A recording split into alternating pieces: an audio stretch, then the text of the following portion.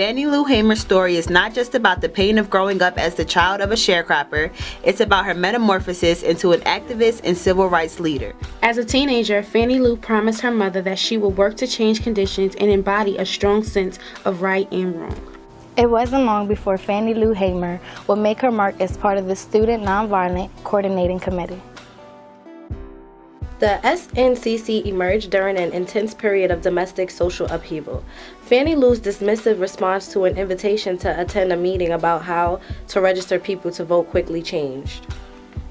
The revelation that Black people could vote ignited a fire in Hamer, so much so that she became an outspoken community leader. As Fannie Lou Hamer's responsibility increased, she continues to be a popular target for law enforcement. Hamer and other members of the group were taken to jail in Winona, where they were beaten and detained for several days. Hamer survived to tell this story, and she would tell it for the rest of her life. Hamer and others were jailed for 3 days. Intense efforts from activists and other civil rights organizations, including Julian Bond, resulted in the release of Hamer and the others. When Fannie Lou Hamer returned home, she continued her political work. She spent her mornings talking to day laborers and in the evening talking to country churches, where she preached the message about hope and the power of voting. Soon Hamer and her fellow activists realized that they could not work with the Democratic Party and established a political party of their own, the Mississippi Freedom Democratic Party, or the MFDP. In 1964, Fannie Lou Hamer would take the national stage at the Democratic Convention in Atlantic City, New Jersey.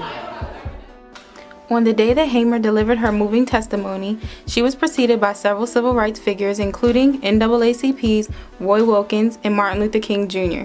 Hamer spoke about the jail beatings in Winona and exposed Mississippi for its brutal treatment of blacks.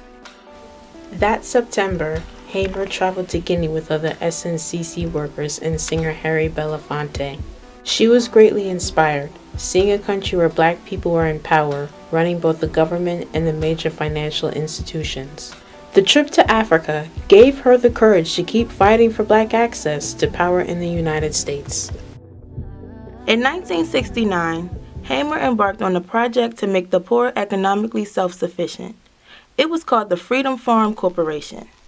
The National Council of Negro Women donated 50 pigs to the farm, which were then lent to the families who would breed the pigs. The second part of the Freedom Farm plan was to develop land to be used for the growing of vegetables. The third phase of the project involved helping families to secure housing. The Freedom Farm also included an educational and business development component. Hamer appeared on the Phil Donahue Show to promote the Freedom Farm, and people from all walks of life supported the cause. The Freedom Farm was an achievement made possible by persistent activists, and while this was probably the highest career achievement of her life, Hamer still had political aspirations. In 1971, Hamer ran for the Mississippi State Senate. She stuck to her platform for the poor and continued to focus her energy on local causes.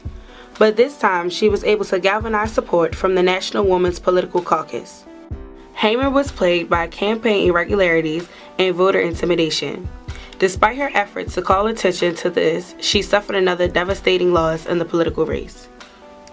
Hamer continued to speak at colleges and was even given numerous honors, including service awards from Alpha Phi Alpha and the Congressional Black Caucus. She received honorary doctorates, and people in her hometown of Ruleville celebrated Fannie Lou Hamer Day every year. What becomes of a woman who gives her soul to a cause? What becomes of a woman who fights for equality and works to free the poor from the bondage of political injustice? What becomes of a woman whose small victories serve as a roadmap for how to win battles in the future? What becomes of a woman who alters the political and social landscape of America? The magnitude of such a woman is felt by us all.